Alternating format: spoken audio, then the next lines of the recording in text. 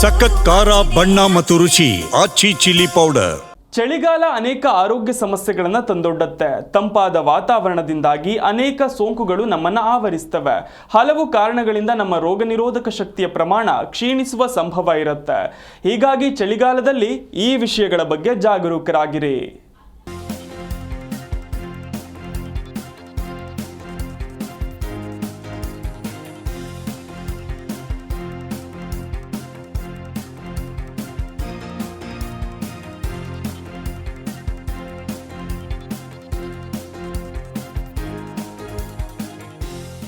ಚಳಿಗಾಲ ಅನೇಕ ಆರೋಗ್ಯ ಸಮಸ್ಯೆಗಳನ್ನ ತಂದೊಡ್ಡುತ್ತೆ.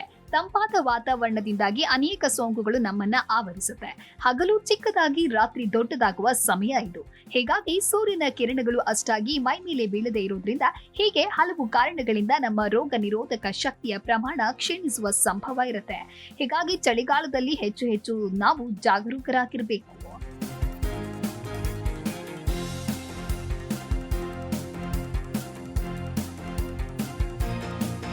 ಚಳಿಗಾಲದಿಂದಾಗಿ ಹಲವು ವೈರಸ್ಗಳಿಂದ ನಮಗೆ ಶೀತ ಕೆಮ್ಮಿನಂತಹ ಸಮಸ್ಯೆಗಳು ಬರುವ ಸಾಧ್ಯತೆ ಹೆಚ್ಚು. ಉಸಿರಾಟದ ಸಮಸ್ಯೆಗಳಂತಹ ಸಮಸ್ಯೆಗಳು ಉದ್ಭವವಾಗುತ್ತೆ. ಸೂರ್ಯನ ಕಿರಣಗಳು ಚಳಿಗಾಲದಲ್ಲಿ ನಮಗೆ ಅಷ್ಟಾಗಿ ಸಿಗುವುದಿಲ್ಲ. ಇದರಿಂದ ದೇಹಕ್ಕೆ ವಿಟಮಿನ್ ಡಿ ಕೊರತೆ ಉಂಟಾಗುತ್ತೆ. ಚಳಿಗಾಲ ಅನ್ನೋ ಒಂದೇ ನೆಪದಿಂದ ಜನರು ಮನೆ ಬಿಟ್ಟು ಹಾಸಿಗೆ ಬಿಟ್ಟು ಅಷ್ಟು ಸರಳವಾಗಿ ಆಚೆ ಬರುವುದಿಲ್ಲ.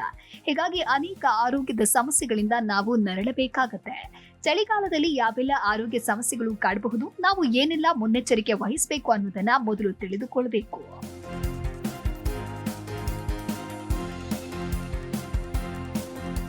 ತಂಪಾದ ವಾತಾವರಣ ಹಾಗೂ ಒಣಹವೆ ನಮಗೆ ಶೀತ ಹಾಗೂ ಜ್ವರದಂತಹ ಸಮಸ್ಯೆಗಳಿಗೆ ಆಹ್ವಾನ ನೀಡುತ್ತೆ.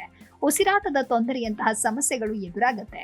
ಹೀಗಾಗಿ ಚಳಿಗಾಲದಲ್ಲಿ ನಮ್ಮನ್ನು ನಾವು ಹೆಚ್ಚು ಬೆಚ್ಚಗೆ ಇಟ್ಟುಕೊಳ್ಳುವತ್ತ ಗಮನ ಹರಿಸಬೇಕು.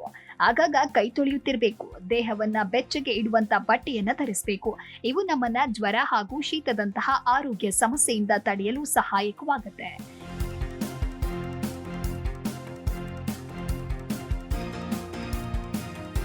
ಚಳಿಗಾಲದಲ್ಲಿ ಬಿದ್ದು ಪೆಟ್ಟಾಗುವ ಸಂಭವ ಇರುತ್ತೆ.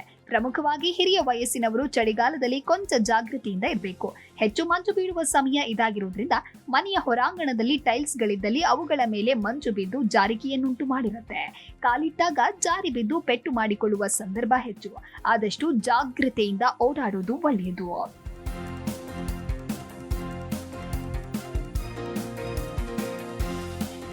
ಎಸ್ಎಡಿ ಯಂತಹ ಸಮಸ್ಯೆಗಳು ಕಾಡಬಹುದು.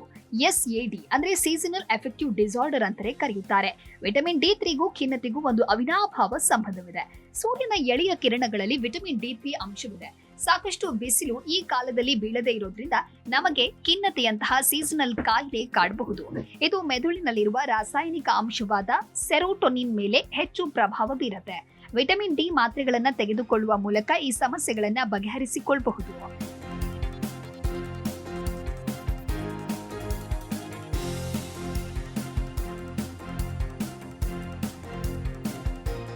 ತೂಕ ಹೆಚ್ಚಾಗುವ ಸಂಭವನೀಯತೆ. ಮನೆ ಆಚೆಗಿನ ಚಟುವಟಿಕೆಗಳು ಚಳಿಗಾಲದಲ್ಲಿ ಕಡಿಮೆಯಾಗುತ್ತೆ. ಸರಿಯಾದ ಪ್ರಮಾಣದ ಊಟವನ್ನ ಈ ಸಮಯದಲ್ಲಿ ನಾವು ಮಾಡ್ತೇವೆ. ದೇಹಕ್ಕೆ ಅಗತ್ಯವಿದ್ದ ಚಟುವಟಿಕೆಗಳನ್ನ ಮಾಡದೆ ಹೆಚ್ಚು ಆಹಾರ ಸೇವಿಸೋದ್ರಿಂದ ನಮ್ಮ ತೂಕದಲ್ಲಿ ಏರಿಕೆ ಆಗುವ ಸಾಧ್ಯತೆಗಳಿರುತ್ತೆ. ಹೀಗಾಗಿ ಹೆಚ್ಚು ಚಟುವಟಿಕೆಯಿಂದ ಇದ್ದು ಪೋಷಕಾಂಶ ಹಾಗೂ ಪೌಷ್ಟಿಕ ಆಹಾರದ ಕಡೆ ಹೆಚ್ಚು ಗಮನ ಕೊಡಿ. ಅಲರ್ಜಿ ಹಾಗೂ ಅಸ್ತಮಾದಂತಹ ಸಮಸ್ಯೆ. ಒಣಗಾಳಿ ಹಾಗೂ ವಿಪರೀತ ಚಳಿ ಉಸಿರಾಟಕ್ಕೆ ಸಂಬಂಧಿಸಿದ ಸೋಂಕುಗಳನ್ನು ಸೃಷ್ಟಿಸುತ್ತೆ. ಹೀಗಾಗಿ ಈ ಸಮಯದಲ್ಲಿ ಅಸ್ತಮಾದಂತಹ ಕಾಯಿಲೆಗಳು ಹೆಚ್ಚಾಗುವ ಸಾಧ್ಯತೆ ಇರುತ್ತೆ. ಹೀಗಾಗಿ ಹೊರಗೆ ಹೋಗುವಾಗ ಸ್ಕಾರ್ಫ್ಗಳನ್ನ ಕಟ್ಟಿಕೊಂಡು ಹೋಗುವುದು ಉತ್ತಮ. Desk bureau, G Kannada news.